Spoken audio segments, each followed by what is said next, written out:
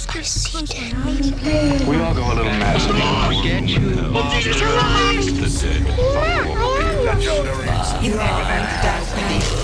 Here's Johnny.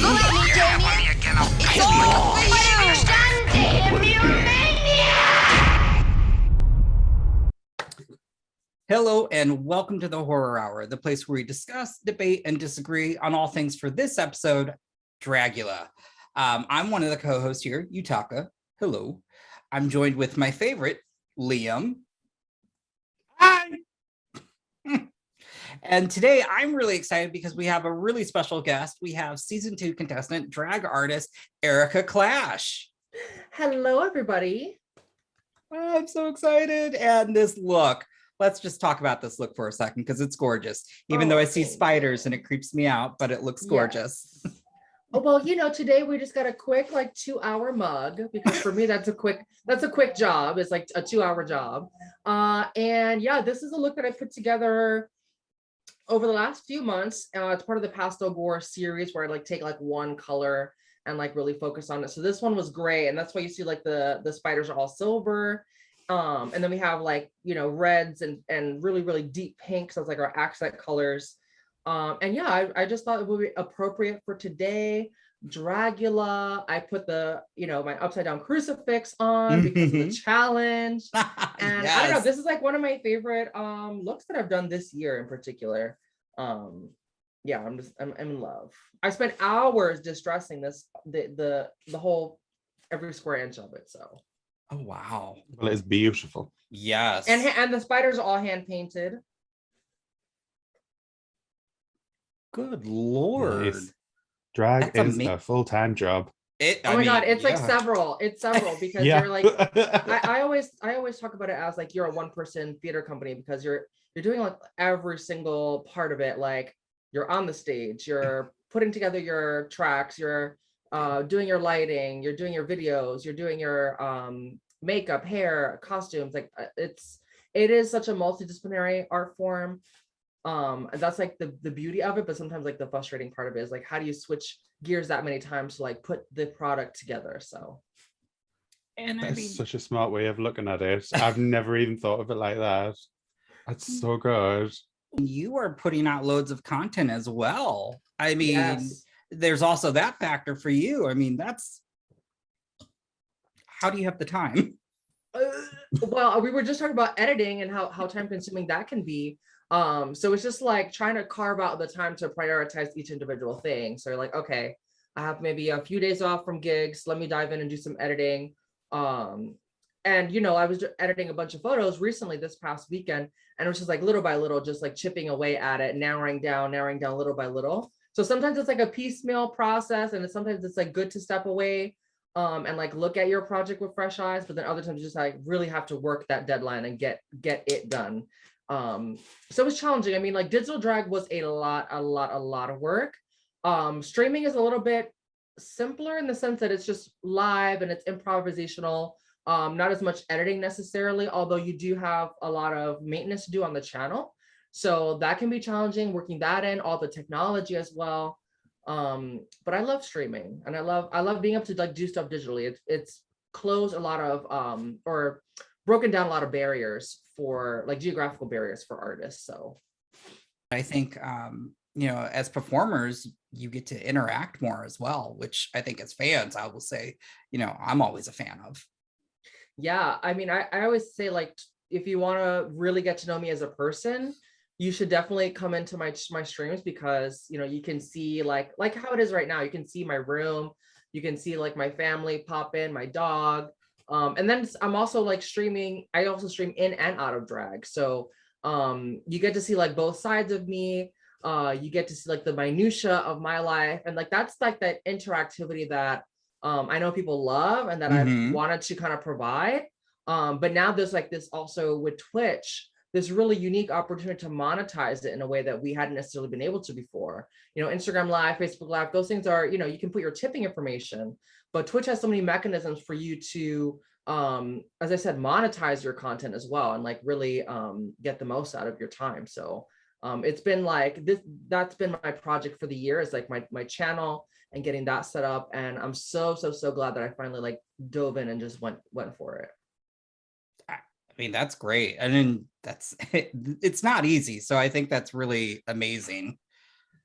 Yeah, and I used all that COVID like downtime, you know, that was like my winter 2020 to 2021 project, was getting not just my physical space ready, but then like doing all the tech and establishing the channel. And there's a lot of branding work that you do with your Twitch channel as well, because like custom emotes. And for me, everything has to be thought up to the nth degree. I'm such a perfectionist. I'm such a cerebral person that I'm always like trying to do the utmost with every little opportunity that they give us for that branding or that interactivity. So it's really fun. I'm going to stream after the interview today too. So I'm excited for that. It's going to be awesome. So first off, let's talk about the fright feat, which I really enjoyed doing, or they had to replicate Peach's Christ eyebrows, and those are iconic and hard to do. They are. Her eyeballs are so signature. And then I thought it was a great idea that they had Peaches and Michael coaching them for the acting portion. So like that, it was like perfect, because it was a little bit of fun camp for the fright feat. And then yeah, they're perfect because they've worked together. I know they do a podcast together as well. Mm-hmm. Michael Varady and Peaches are like both friends of the Blaze and like friends of the show. And so it was really nice to like see, I really like the fact that our show has like almost a rotation of guest judges like that do it every season, or that have done it more than one season, because then it sort of feels like the judges have a little bit more insight into like what the show calls for, or what the show asks of us. And it's really different than just having like, you know, random celeb each week. No, I feel like a lot of their guest judges are always thought out. And I'm a huge fan of Michael Varady, maybe also because I think he's cute, but you know, what else? But I love both of the Michael and Peaches, because they gave really good feedback to help guide each of the contestants on how to do that performance. Even though I was fully here for Dahli's Jennifer Coolidge impersonation, I was cracking up over that. Yeah, they all like went straight to camp, which I found hilarious. And then I also thought it was interesting that they actually pushed them away from the camp, and they wanted them to play it more straight. That I was not expecting. I thought they were going to really lean into the camp value of it, but that's also, I think, because with a lot of the Drag Race acting challenges, those are all about overacting. It's all about the camp value. So I think that some of that was like me having to maybe check my expectations of what this kind of challenge was going for. It was, yeah, definitely. I mean, the finished project. Oh, sorry, go ahead. Yeah, let me talk you. Yeah, no, like I was watching Peaches and Michael give obviously the feedback, and had coached them and stuff, and I was like, this is the best coaching I have ever seen from a guest on any reality show, whether it be Dragula, Drag Race, like anything competitive wise, like America's Next Top Model, like all of them. Damn. Like better than Miss J. Alexander, icon legend. Well, like when it came to acting, no, of course. Okay. You can't beat Miss J. Let's be honest. On ANTM, you know, they were like real world acting teachers, you know. Yeah, it was really impressive to watch. Like nothing was done for entertainment value. It was done to make them better. Right. I was fully here for it. I was like, this is so good to watch, because it was just it was entertaining, but in a different way than usual, and I loved it. You could tell that they were really doing some like text analysis in there. I mean, we have a screenwriter, and Peaches, who went to school for like film and TV production, and they also do all these stage shows, so they're used to directing and, you know, getting into the mechanics of a scene. Even when I did Terra with Peaches, there was a real sense of like we are all creating our character, even though we're scare actors.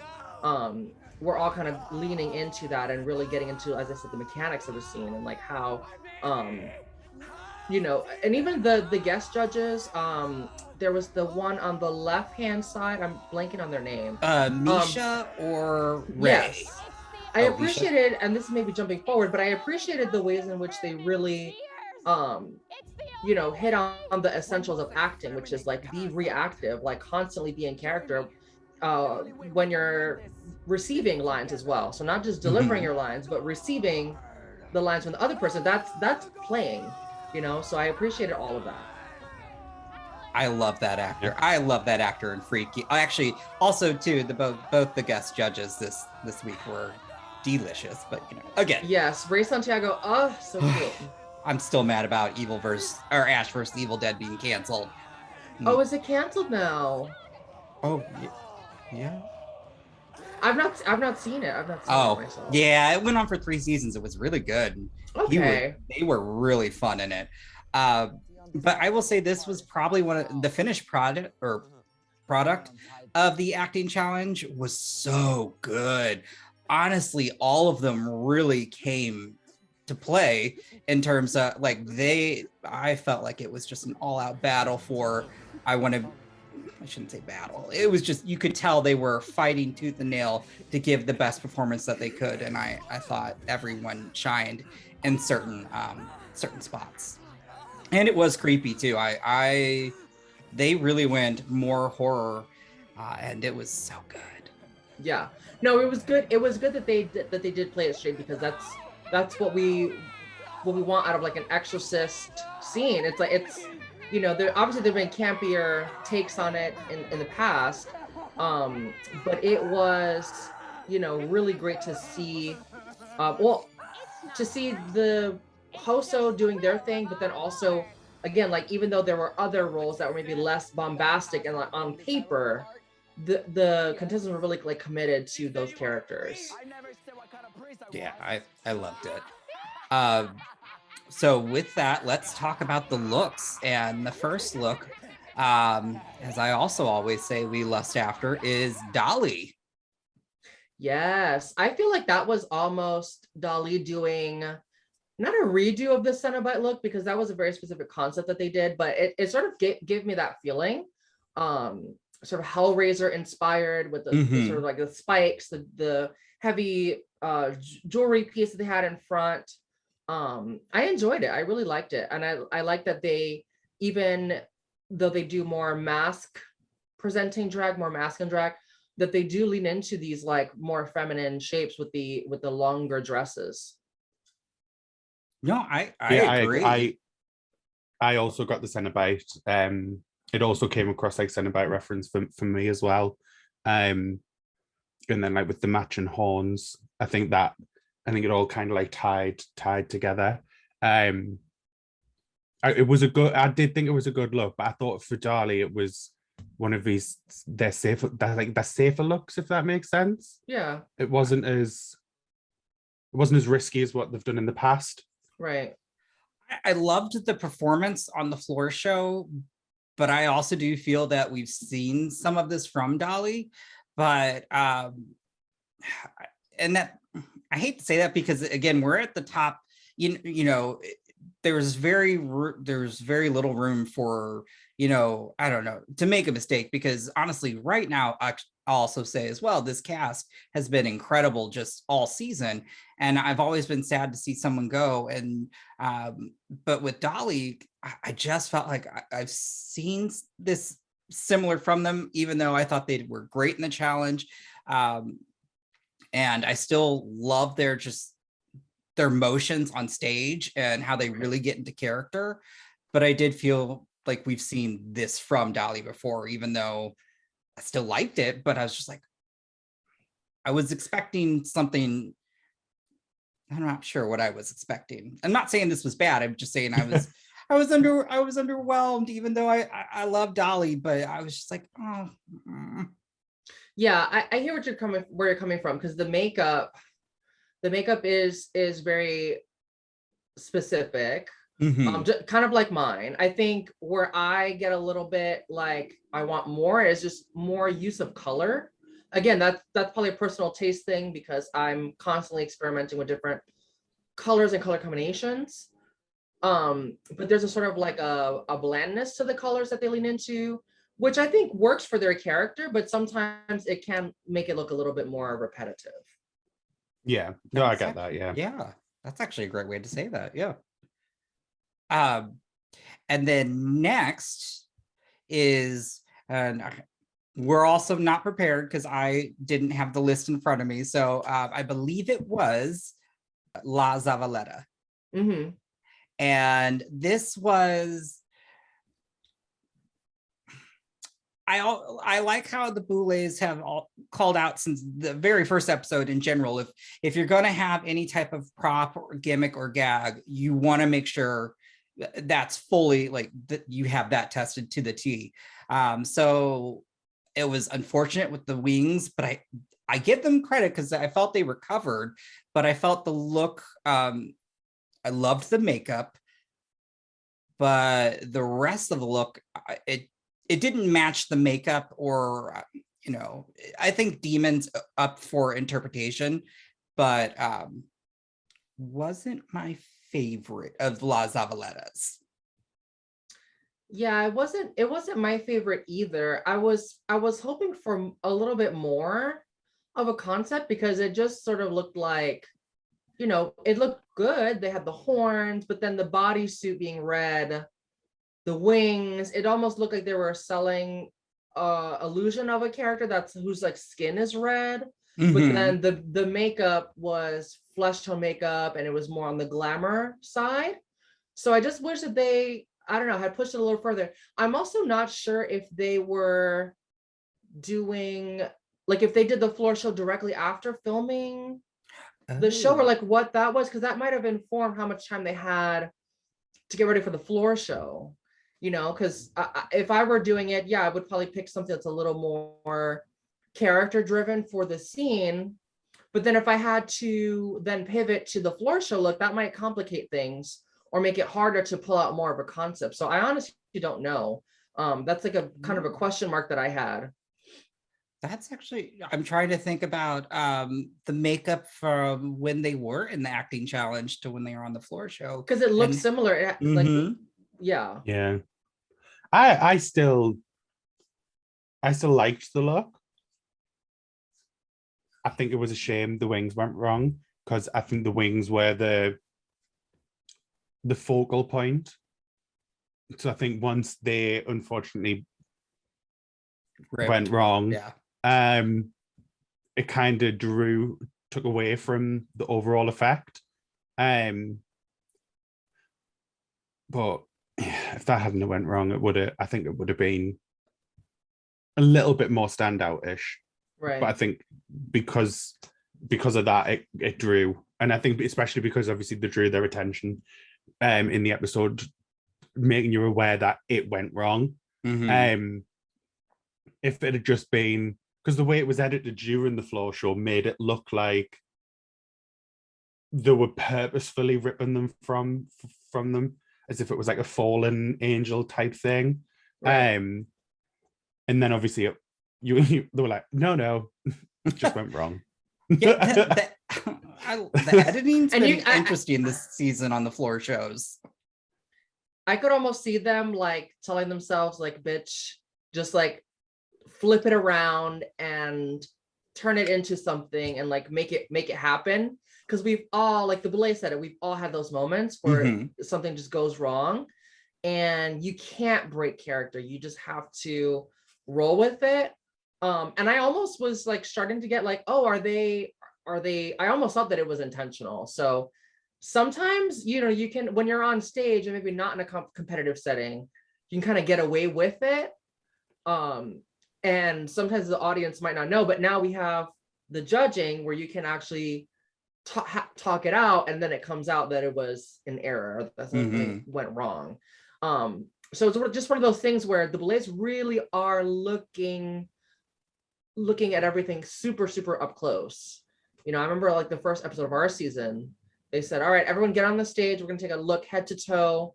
They had us turn around, and they were marking down like their thoughts on every little thing. So I know that they are sticklers for those details. I've always wondered how they've actually kept track of every, like, I swear you never actually see them like writing, and I've always been curious, judging wise, how they're able to maintain everything that they've taken in. But I assume it's always interesting. I think judging, I can barely do it just sitting here, and so and so the next person, and this was unfortunate because we just had them on, and I still think she's incredible, was Sigourney Beaver's look. Now, again, Demon is up for interpretation. I kind of like that they ventured out with some prosthetics with the face, and I did enjoy the blood. I was really getting, what was that horror film? Green Inferno vibes. Oh, I see. Yeah. In terms of just, or even was it Serpent in the Rainbow? No, I'm not sure. But just with the body paint. But I will agree with the lower half was, I'm not sure if they were sure what they wanted to do conceptually in terms of that. And again, I'm wearing their shirt right now, and I do enjoy them, but that was rough to see, because unfortunately that one I fully felt that deserved to be in the bottom, but it's a shame because their acting though was really good. A lot of fun, actually. I mean, and shout out to Sigourney for like painting their entire body, because that is not easy.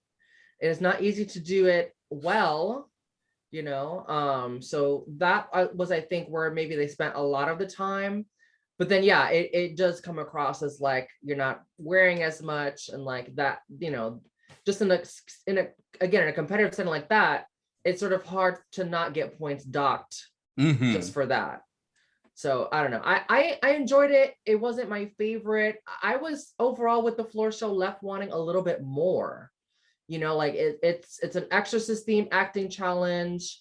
That film is disgusting and nasty, and like give us demon, give us like from the pits of hell. And I didn't quite get that. I got ghoulish, and there were like horns, so that kind of suggested demon, but maybe I had a different idea in my mind when I thought of like, oh my god, a demon floor show.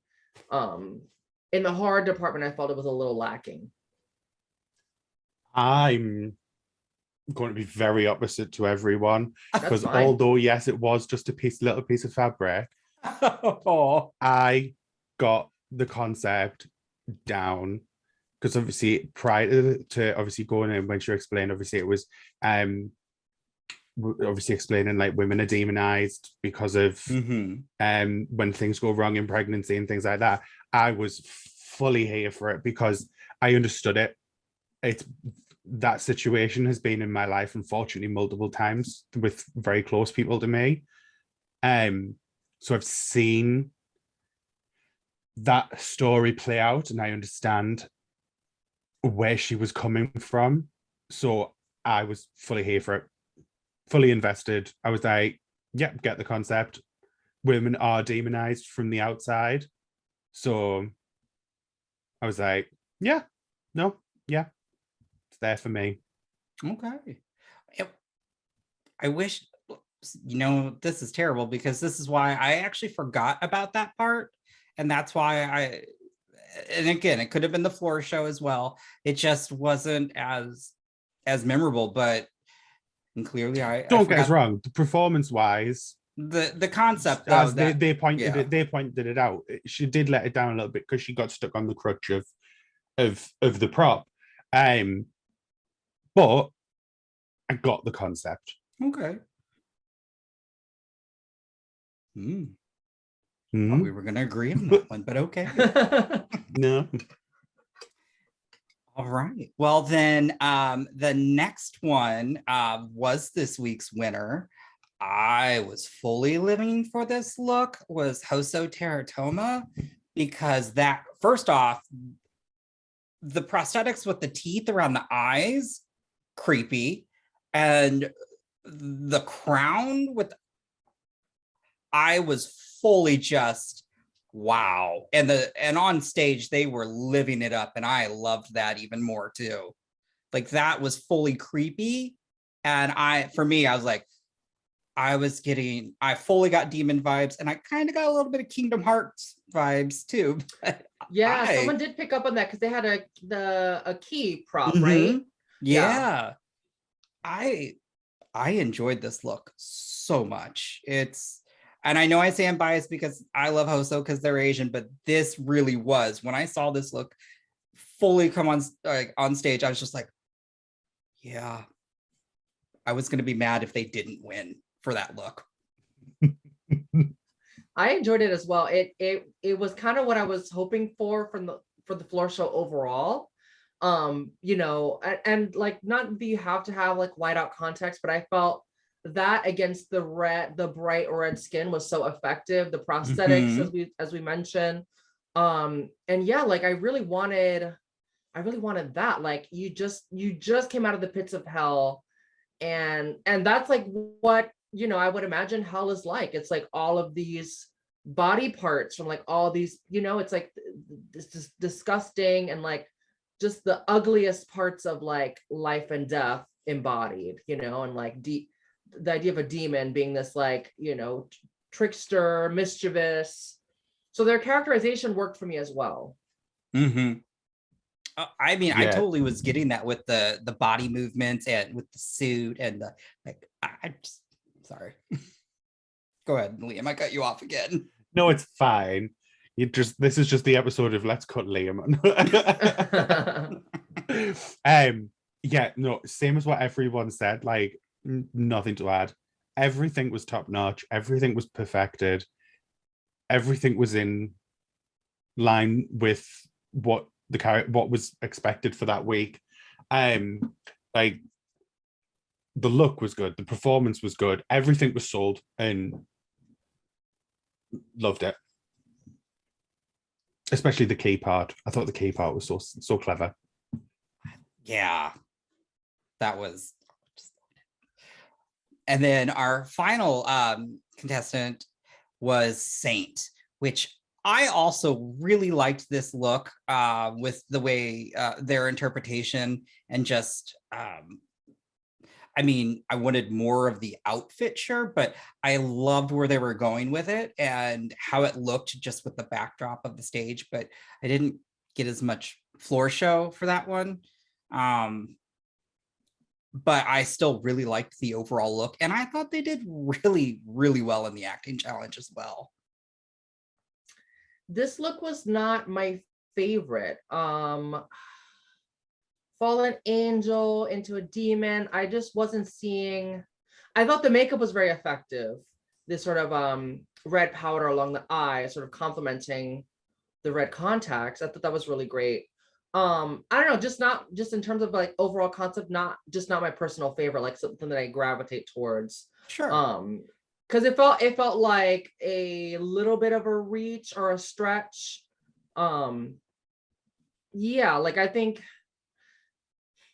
I felt like I was getting fallen angel or like angel that's been corrupted somehow, but I didn't get angel gone bad, angel into demon. If we had maybe had some more demonesque elements to sort of show like a sense of like their mid transformation or something, then I could have sold it a little bit more. I also think it did not play well into Saint being able to address those critiques, because that's just what the character that they were envisioning for this floor show called for. So kind of hard to you know, they were kind of between a rock and a hard place, I guess. Yeah. It's really unfortunate because Saint every week does always provide a look, but then every week is always let down by the performance. And I think this week especially highlighted that issue, because the look was stunning, but the performance of the look played angelic. So it needed that energy. Like, if Saint had come out in that look and acted a bit like a pixie dream girl kind of thing, I think that would have worked because it would have played into the like whimsical of the look, but the devilishness at the same time. So yeah, it's such a shame. But for me, with that performance and the acting performance, they should have been in the bottom. Okay. Yeah, I could have seen Saint be up for extermination, perhaps over. I would have took out Sigourney? Zava. Okay. Oh no! I thought Zava as the priest was excellent. Okay. Get mad. I don't care. No, really appreciate. Oh no, that was it. You tagged. No, me 'cause yeah. you was pulling it up. we already argued about this too. I'm thankful that we have differing opinions because that just makes the podcast more interesting. Yeah. And like drag is art is subjective, right? And like it also just sometimes is a personal taste thing.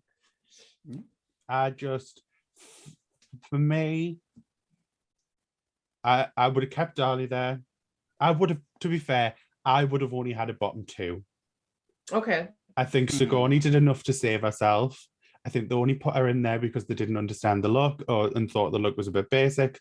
So I understood why they put her in the bottom, but I personally would have saved her from the bottom. I also would have saved Zava because I really, really enjoyed what they did in the acting challenge. So for you it would have been Saint and Dahli. Yeah. Ooh, that would have been dramatic, wouldn't it have? Oh my gosh. Oh, I would have been. I was already rioted the time they did Saint and Coco. So I don't know if I could have done. So hard. That broke my heart. I was just. Yeah, it broke mine as well. To be fair. I mean, because I'll just go Coco that shout out because you could tell in the cauldron when they could tell like I could have done better, and that broke my heart because it's always. But I couldn't have done Saint and Dahli. I think Saint's performance in terms of the acting challenge, I would not have put Saint in the bottom. I would have kept Zava. I'm looking at both Zava and Sigourney both being in the bottom. One, because of the looks, but also two, I mean, at this point, when you get stopped up by the prop and it's noticeable, like, we're getting down to the nitty gritty. I looked at that and I'm like, oh, and they kind of did break character. Or you could see, well, I think Zava still recovered, but they both still, you could tell it stopped them up. And unfortunately with Dahli, when I look at their look compared to some of the others, I just, But as I said, Dahli wouldn't have changed for me.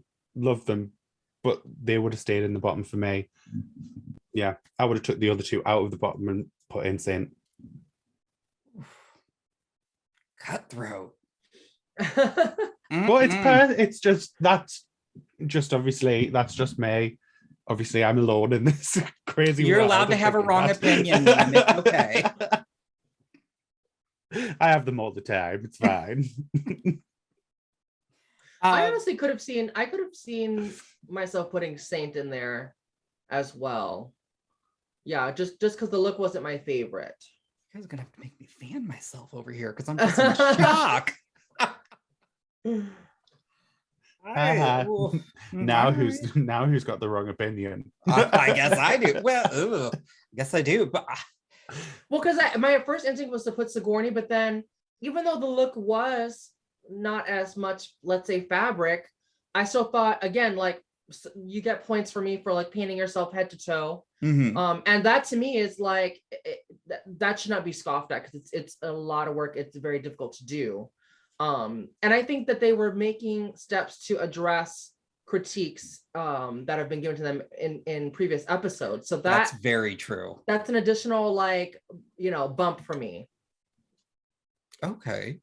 And I think that's something that the Boulets really look for too is that you're listening to all the critiques that you're given to make sure you're improving. And if you're given the same critiques over and over, well, at a certain point, oh well, shoot, maybe then I guess no, I could almost see them saying, but I don't know. No, but it is very important because they are trying to shape each of us into the drag super monster and like shape us through their lens of what they see that being. So yeah, the critiques are very important. I mean, we saw with myself, with Disasterina on my season, after a certain point, there was just like a little bit of a disconnect with like the critiques versus like what we wanted to bring or like what we were trying to bring. So, and that's very hard. Yeah. I mean, again, art's subjective, but this season's been very hard watching people go, as I've stated. And so I guess with the Extermination challenge, I kind of felt as soon as they said what it was that Dahli just like, yes, absolutely. The sheer excitement on their face. I mean, I don't think they wanted to be in the Extermination challenge, but they seemed like they, okay. Yeah. I'm jealous that they got to do that. I would love to give that a try. That you could get some really, I mean, the visual of it was so cool. I'm like, I just want the photo up. Yes. You know what I'm saying? Like, yeah. I mean, the imagery was there. I mean, the entire time I was like, how are they doing this? And how long are they really under? I mean, because I mean, yeah, how do they breathe? How do they tell people that if they can't breathe?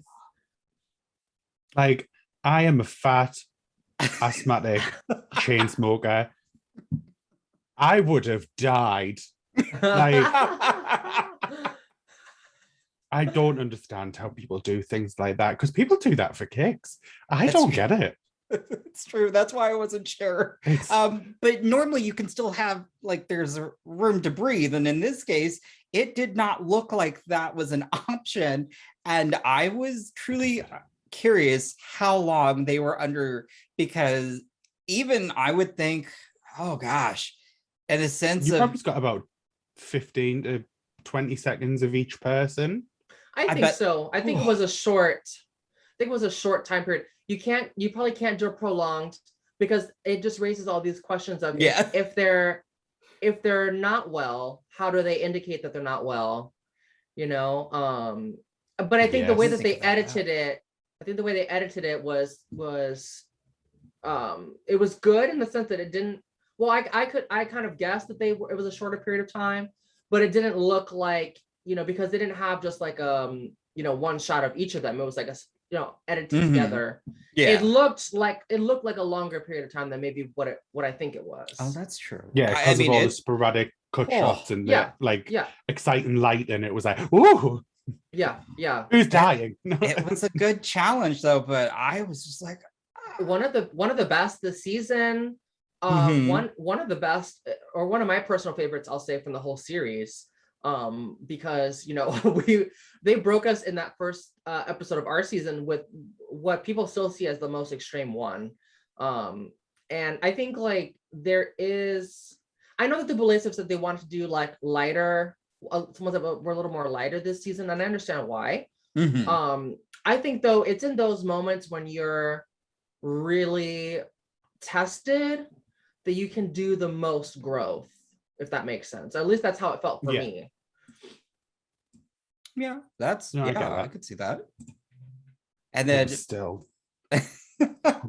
I was also curious, on some of these extermination challenges this season, though, it's interesting for like, how do they judge in terms of, they say the performance in the extermination, but that's always been one thing I've always wanted to know in terms of what are they judging on in the extermination challenge, when us as the viewers, we're not able to really maybe understand, because I mean, still, it's sad to see Zava go, because even in the very beginning, Liam and I, we didn't understand Zava, and then we got to speak with Zava. I'm like, oh, we misjudged you. You're actually, one, you say what's on your mind. You're not a character, and I enjoyed that, but they're also very forthright and honest, even if it can be brutal at times. But it was sad to see them go. They definitely grew on me throughout the season. Once the layers kind of peel back on a person, and that was someone that I hadn't known either. I knew Mary before either of us were on Dragula, but Zavaleta I did not know. And no, I enjoyed a lot of their looks. I think that with the Exterminations too, I think sometimes, not that we take it for granted, but like we're so used to everyone going balls to the wall with the Extermination. Very rarely do we see anyone like either tap out or, not go the same distance, right? Like they probably did it, with that like latex chamber thing. They probably all did it the same amount of time or like the same, to the same degree. So sometimes it could be like how entertaining you are during the Extermination. Or like if you maybe don't go as far as others do, maybe that's like you get dock points, and then that puts you in greater risk. But I would imagine, if everyone is sort of at the same level in terms of Extermination, then it has to come down to things like the floor show. I would imagine, cumulative performance is a factor. And I always feel like with these kinds of shows, it's a question of like, who do they want to continue as well? Like, who do they really want to see do the next challenge? Versus like who maybe they feel like they've seen enough of, or like they just not as urgent on their minds. But who knows? It's up to the Boulets most. That's very true. Yeah. Liam, any thoughts on the? I think you were upset. Well, I mean, I was too. But do you think I was upset because out of the bottom three that we had, okay, I would have lost Saint this episode. I think Saint did the worst overall. Okay, I can see it. I thought Saint was going to be in danger this episode, but based on the critiques they delivered to her at Judgment, I thought they were going to be in the Extermination, but then they were not. Yeah, but yeah, I am sad because, like, as you said, obviously we got to interview La Zavaleta, and we did obviously like understand where they were coming from more. And to be fair, even if we hadn't interviewed them, the way the shows went on, that has changed everyone. I think that's changed a lot of people's minds. Oh yeah, the personal growth, absolutely. Yeah, the personal growth has been amazing to see. So I was sad to see them go because they have been really good TV. Oh yeah. And I don't think they did a bad enough job to be the one that went. Interesting. Personally, because I thought their acting was excellent. Okay. So that is my final thoughts there. All right. I mean, when I look at the bottom three, I feel like, and this is no dig on Zava as well, I just feel like the other two, though, still have more to offer. And I think Zava's an incredible performer. That's one thing I think we've seen throughout this season. But I just feel, with Dahli and Sigourney, we've seen we've seen a lot of interesting concepts. And I think they've consistently, I feel, have been more well received in terms of looks and performances. So, because in terms of the Extermination challenge, I couldn't tell. They all gave me a fright. I would not want to do that challenge at all. I was immediately jealous that they got to do that.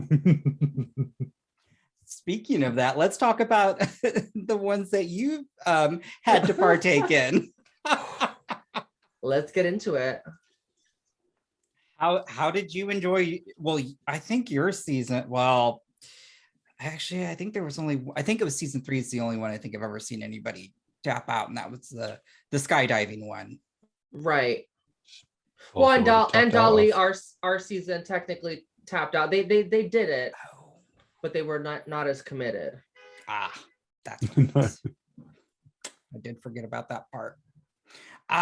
But your season had some brutal extreme. I would say extreme, honestly. They're really extreme.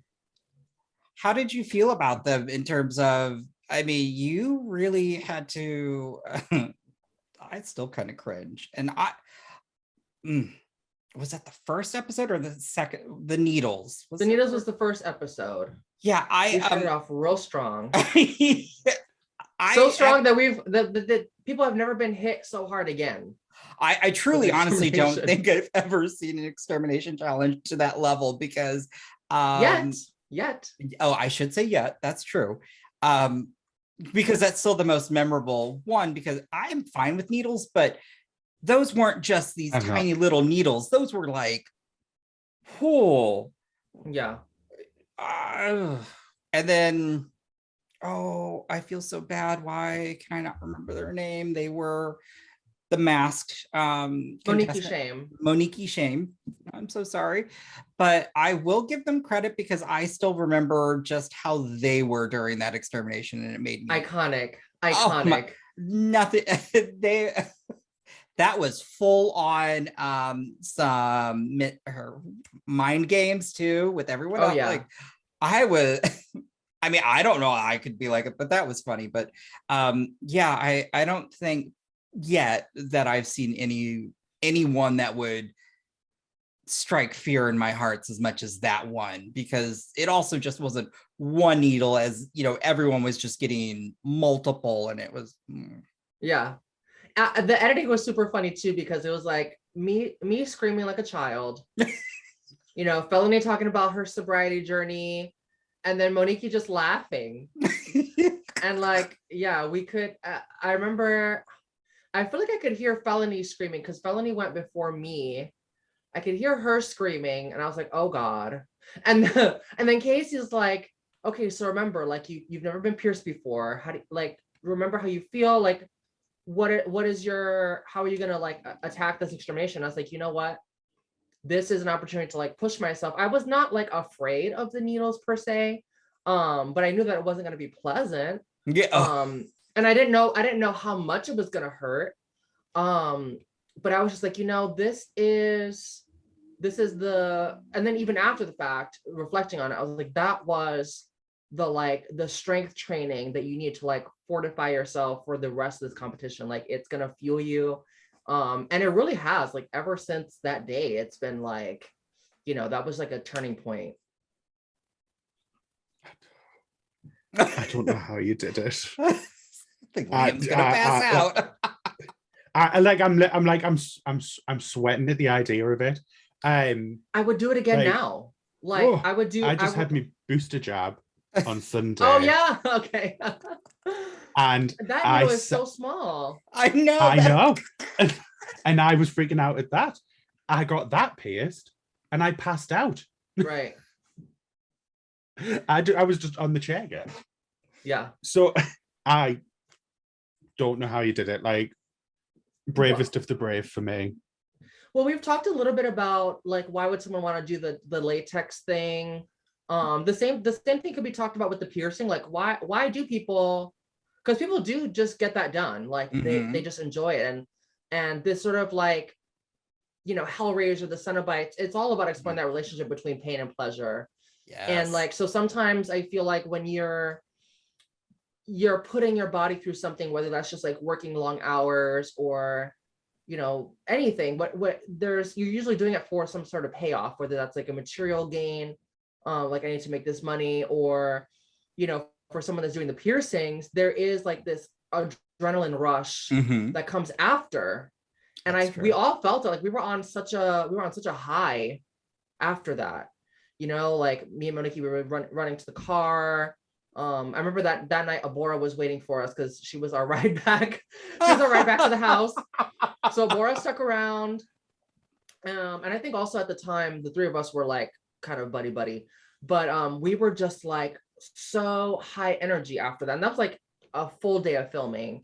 But then obviously you crash later. But I do think that there is a value to it, and there's something to be said for like if you push yourself, you can be rewarded. And so I don't know, I kind of identify with that, and like I think about the exterminations as like an opportunity for that personal growth, to like strengthen yourself, because the competition only gets harder each week. And for me in that moment, episode 1, I said, well, I just can't go home the next week. I don't want to be in the bottom again and go home. So I don't know, it definitely lit that fire. I imagine it would. It's iconic. I would feel like a god on top of a hill, just good. Yes. Well, and I mean, I will say, I loved your time on season 2, because also I get some of the references that you pulled from, and even now I can think of the anime, but I'm gonna butcher it, which is terrible because I'm half Japanese. But Danganronpa. Yes, see, that's terrible. I can't. Sorry, guys. Sorry.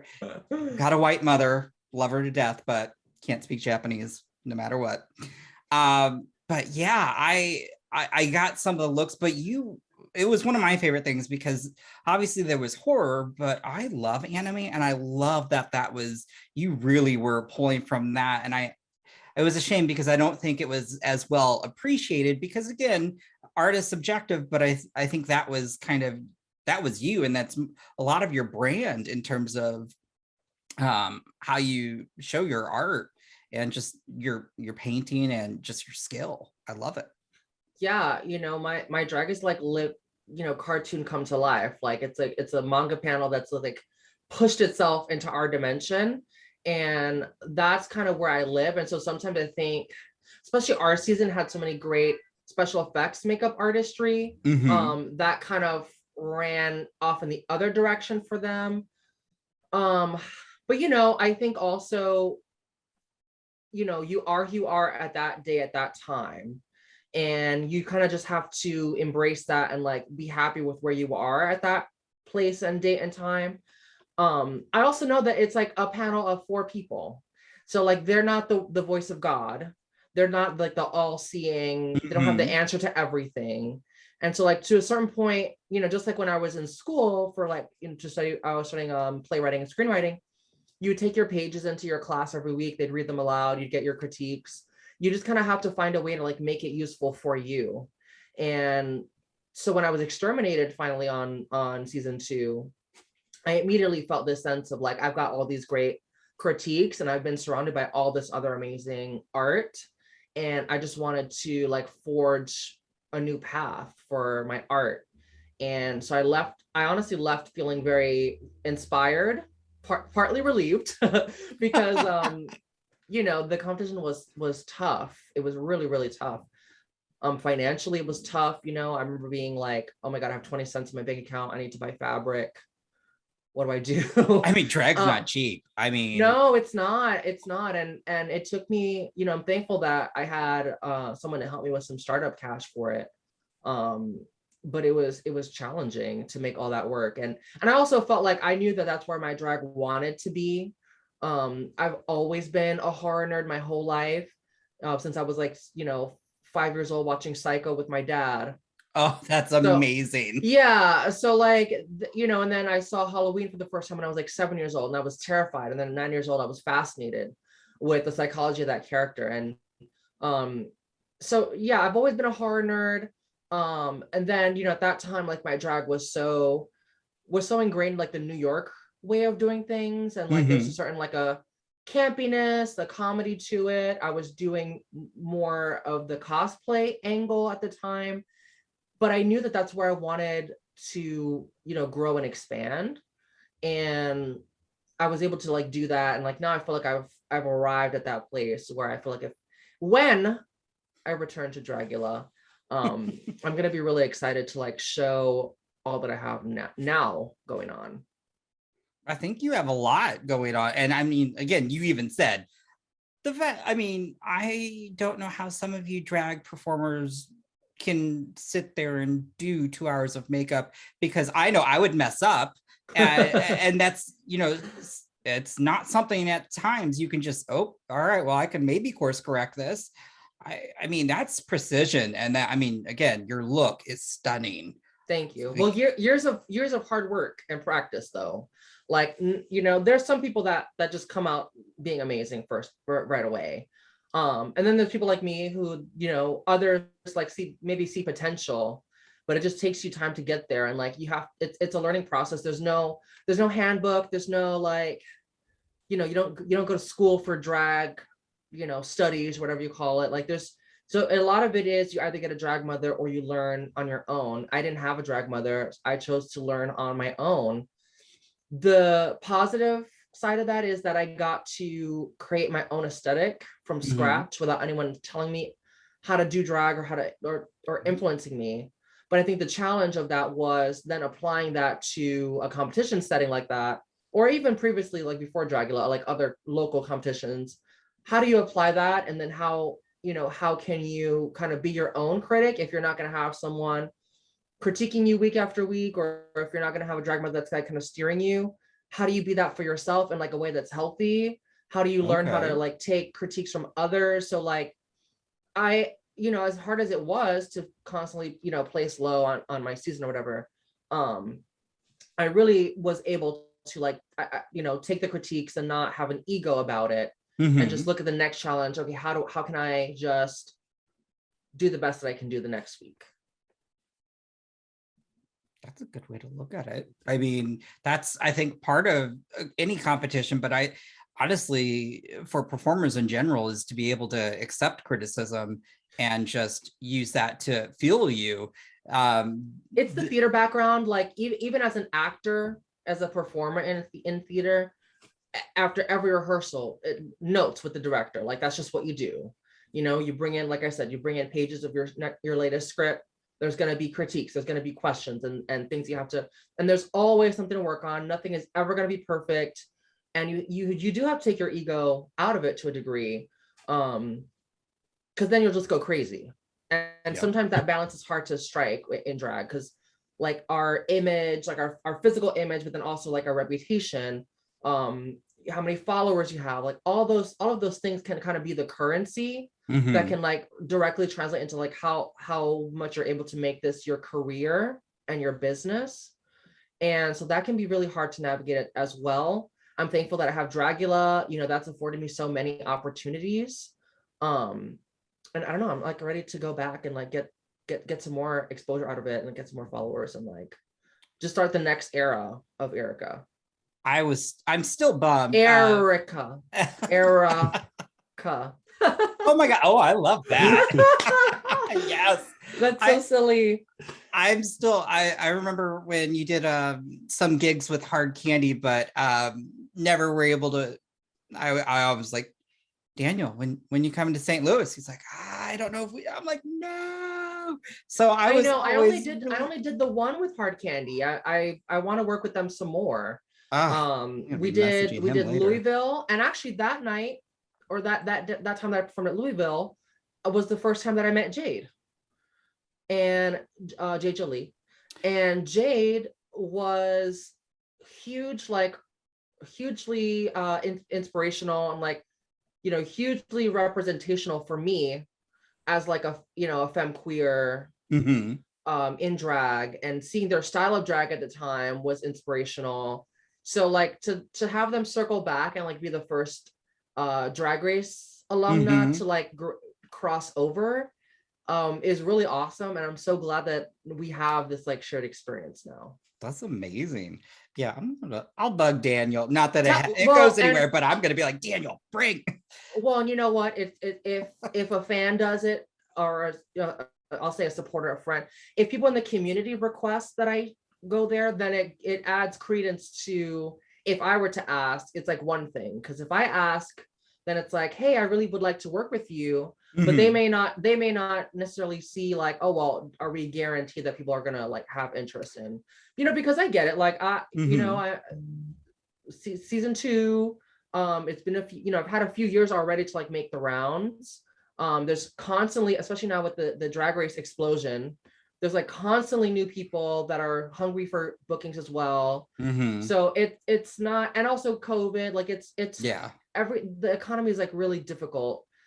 So like any amount of support, I always tell people, like, if you want me to come to your city, all you have to do is talk to your bar managers, your promoters, your venue owners, whatever, and just let them know, because then they see, okay, these are the people that I can count on to show up to the event. Sadly, a lot of it is marquee value and numbers game. It is what it is. I bug him all the time. He knows it. And I adore Hard Candy. Honestly, Hard Candy is the only one who actually even brings, for the most part, Dragula contestants within the Midwest, because in the Midwest at times, we have tons of amazing local kings and queens. Like, we have Maxi Glamour, who I adore. But it's always been one of the frustrating things for me to see that, we would always see Drag Race, not that I love a lot of the Drag Race alumni as well, but we would never get to truly see any of the Dragula contestants. Right. And Daniel did try and do, and still does his best to always at least come through. And I think with COVID, that's, again, our biggest place that Daniel would normally have gigs closed. And so that was, I want to say after a year and a half, the first person I got to finally see live which made me really happy as well, was Louisiana Purchase. Right. Yeah, I see they've been doing with Louisiana, Dahlia Black. They're not doing, Saint and Aiden Zane. I'm like, God damn it. I wish I had been able to do Resurrection. Maybe I would get booked at Hard Candy a little sooner.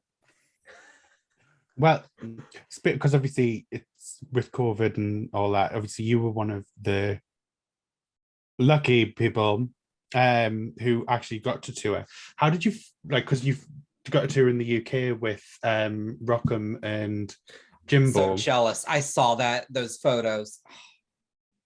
How did you find touring with COVID? It was overall a really positive, great experience. And actually, I had been in talks to do a project that summer, and due to COVID, it fell through. And that was very, very, from like a mental health perspective, very difficult. But,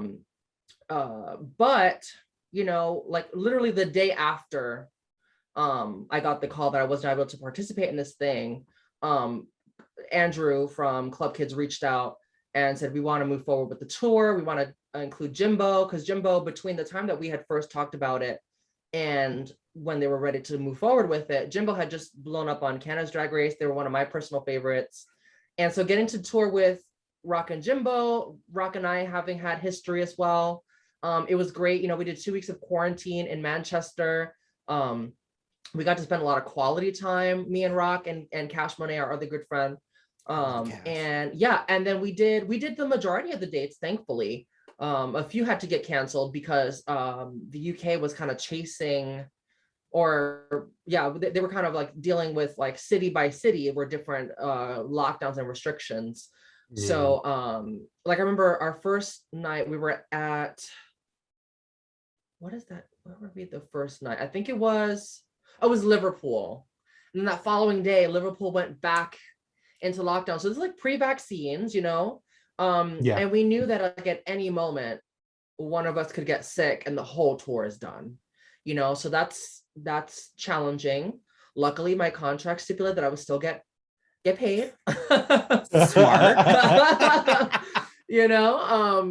So I did get partial payment for like those days that got canceled, but it was great to like actually have work. And it was funny too, because Jimbo and Rock, they hadn't had a chance to really travel after their respective, appearances. And like low key, like I was kind of coaching them through the ins and outs of like traveling. Cause it was like, get on the bus in the morning, drive to the next city, get to the hotel. You have 2 hours to get ready, get picked up to go to the venue, get dressed, do the first round of shows, do the meet and greet, do the second round of shows. And also the thing is about that, we were doing double the work really. because they were staggering the capacity in the venue. So they would book, you know, the overall, they would book the whole house, but it would be like with distancing, it was like half and half. Oh wow. Because So, it had to be socially distant and right. seated at the same time, didn't it? Right. So there was all of that. But you know, it was great. No one got sick. We had a great time. Cash Money actually, a lot of those photos for that project that I wasn't able to do, I just said, you know what, I have all these looks. I'm going to see the project through. And they helped me do a lot of the photography for like 3 out of those 4 looks. And that we got to do that like while we were still quarantining. So I got that in. We got a lot of great time on stage together. And it was just, a really good experience. Oh, that's I love Cash It's Monet. like Club Kids is my local. They started like where I live, right? So they're the shows that I always usually go to. You live near in the northern-ish part of England? Yeah, I'm in Newcastle, so northeast. Okay, okay. Because Mother is like our like Mother Tucker. Oh yes, did she? I love her. Yes, no, Yeah. they were with us the whole time. Oh, They I were love a hoot Mother. and a holler. We met so many local UK artists too. We got to meet some of the season 2 Drag Race UK season 2 girls before we knew that they were on there. In London, we met Taste, which was cool. And yeah, you know, the experience that first time with Club Kids was very positive. And it's a shame that kind of soured with what happened earlier this year. Whoa, yeah, that was. And it honestly, again, like another like mental health moment for me, because you want to feel valued by people that, you know, want to book you. But yeah, it was rough. It was challenging because I didn't get any contract signed, so I didn't get any money for the cancellation. That's just because they ghosted, not because I didn't have a contract, but because they just wouldn't respond. And then, you know, seeing Rock get to go and how differently we were being treated that second time around, that wasn't fun either. But you know, I know eventually I'll get out there again someday. I hope you do. There's other promoters. Yeah. I know Club Kids is like unfortunately for the UK, there's been issues with quite a few of the promoters. So it's disheartening for a UK fan to see how the promoters are treating people. But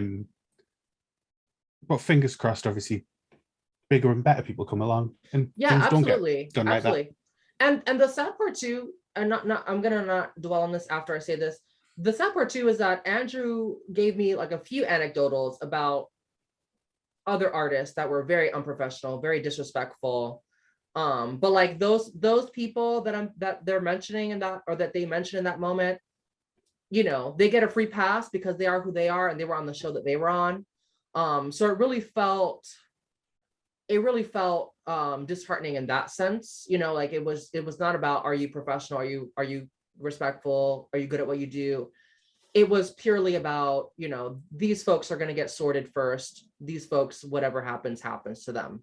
And yeah, even just the disrespect of like framing it as us pulling out when we were, you know, like Abora was asked to drop out. They just said, would you mind not making us pay for your flight? Even though they were the ones that waited till the last minute to book flights or to book any of that. So again, like the difference in how people are treated, the fact there were like other drag race artists being added to the lineup like the same day that I'm trying to get in a hold of them. I've never felt so disrespected, and I've dealt with my fair share of like unprofessional things, but that was just like blatant disrespect. So yeah, that's that. Well, as a UK person, I'm sorry you had to deal with. I'm sorry to hear that. Our country's shit. Well, we're not much better. We've got Peter and Murray. But if it helps, he doesn't just treat you like that. He also treats the people that buy the tickets like that. Because I'm still waiting for a refund. Right. And he owes me 143 quid. And performers that haven't, and that was a positive thing that came out of it, just to switch it and flip it into something positive. is that a lot of their behavior towards non-TV based artists, the people that haven't had a platform yet, how they've been treated, and like there was a lot of exposing of that behavior as well. And so like if we can flip it and just say, hey, we can do what we can do to advocate for other people and make sure they're properly treated. So if I do work with them again, I'm going to keep a very keen eye out and make sure everyone that feels respected, because it really shouldn't matter, if you're being asked to do something, show up, on a human level, we should all be treated the same. Absolutely.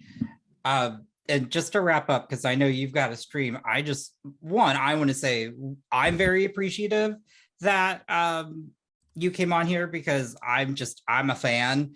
And also, this has been a really rewarding experience for me, just being able to get to speak with any performer, honestly, because it's just, I love drag, and COVID got me down hard in terms of just not being able to go out and experience it. So I just want to say thank you for coming on here. And it was truly a delight. And then also we'll be putting all your links down below and on here so people will know where to find you, stream, and also merch. We've been doing Dragula viewing parties every Tuesday on my Twitch channel, and then we do games after. That's going to be nice. Fun. Yes, we're actually launching some new merch while the new season of Dragula's started. A lot of those looks that I was working on last year that I got to shot with Cash Monet. Now the cool part is they're going back to the 2D plane. So drag queen merch. I've also got prints for sale. We stream at least twice a week on my Twitch channel, and we do like a lot of retro Nintendo content. Right now we're doing Pokemon Brilliant Diamond, Shining Pearl. We just finished our 2D Metroid series where we go through like the entire 2D story arc for that. And we're also working on, if I can get my tech to work, right now we're doing a spookathon. So we due to a lot of like monetary support for the channel, the community has actually unlocked like a bunch of horror games, and that's sort of like a way for us to capture that like Extermination challenge energy, because I am such a scaredy cat when it comes to horror games. And so I love to like get to, scream for my audience and kind of recapture that magic. And yeah, then, we do on my YouTube channel, my Twitch channel, like I have my fair share of like video series. My good friend and I, Crimson Kitty, we just taped recently 2 more episodes of our like nerdy talk show, Nerd Alert, where we talk about like different nerdy topics and do countdowns. I do a series of makeup time-lapse videos called Erika no Henshin, which is like Erika's transformation. So it's just like taking you through like the 4-hour process in like 5 to 6 minutes. And so yeah, I'm really excited about my digital content, and yeah, gigs as well. How do you edit that? Oh my gosh. It's actually not too hard. You have to like color correct the video first, obviously, and like make sure the lighting is good. But then it's just like, you have the raw footage that you film, and you just like, you do the I guess the fast lapse. The fast forward motion. You just like, make it a little faster, and then you can like adjust it, because I have a Final Cut.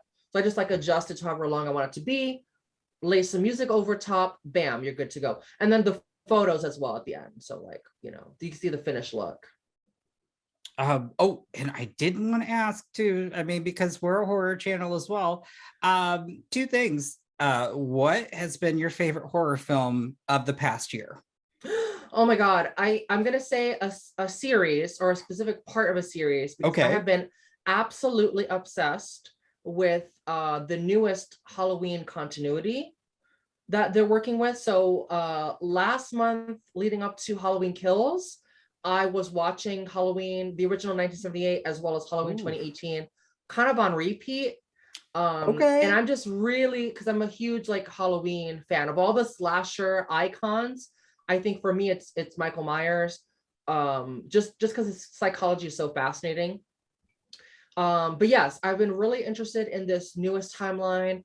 And honestly, I've been thinking a lot about like what I would do for the challenges. I think for Horror Icons Reimagined, I think I have a concept for a gender bent Michael Myers moment. So that's kind of been percolating Ooh. at the same time that I've been like obsessing over not just the films themselves and like the narrative threads that you see between all these three films, but also the music, because I'm a big fan of synthwave, and that sort of like darker synthwave.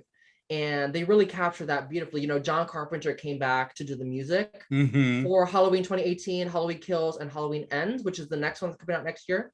So it's like a trilogy that really, really complements the original film and kind of is a much more grounded take on the character. It's a much more, I don't want to say realistic per se, but it is a little more, as I said, grounded.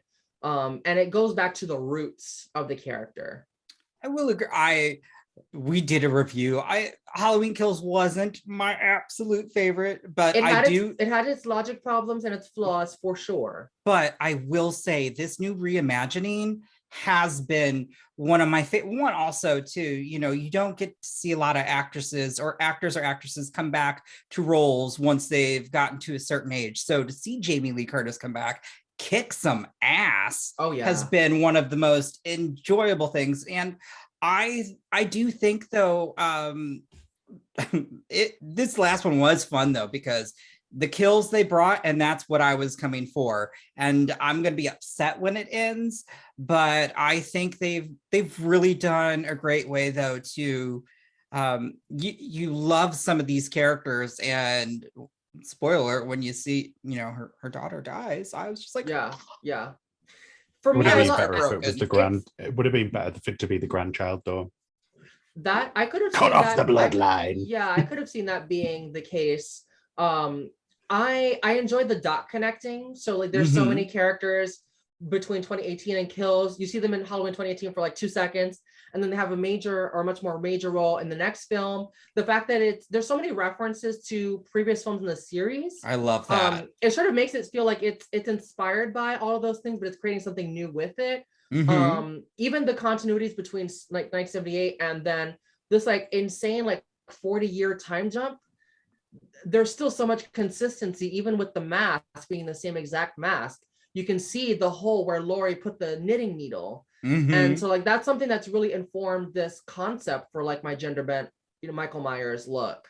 Ooh, I like that. Oh my God.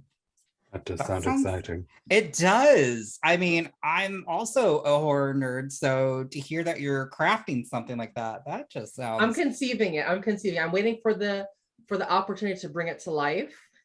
But I have the idea in my brain. It's like I'm a little obsessed at the moment. All right. And then my second question then, because also anime, what's been your favorite anime of the past? I'll go past couple of years because there's been a lot of good ones, and I'm just curious. I mean, I've always been such a huge Moonie. During quarantine, I actually invested in the manga because I enjoyed Sailor Moon Crystal on my first watching of it. I think having watched, I was kind of doing my first watch of Sailor Moon Crystal alongside the original anime. Okay. But watching it this second time around and sort of reading the manga alongside it in preparation for this newest one that came out back in June, I really, really enjoyed. Because again, it's the dot connecting, it's the lore that's a lot richer. So I would say in particular, Sailor Moon Crystal, Sailor Moon Eternal, and reading the manga has been amazing too, because those manga panel influences have also influenced how I do my makeup, as you can see. So I don't know, I'm just kind of like obsessed with that as well at the moment. Yes, more people need to get into anime and horror, but I love that that's amazing. Well, again, as I've been talking and Liam's just been sitting there, sorry Liam, I nerded out a bit, I can't help it. I mean, you have your moment. But I just want to once again thank you so much. This really means a lot to us. And yeah, I just, to everyone listening, to everyone watching, just want to say bye. Bye-bye. Bye. You have been listening to the Horror Hour. See you next time.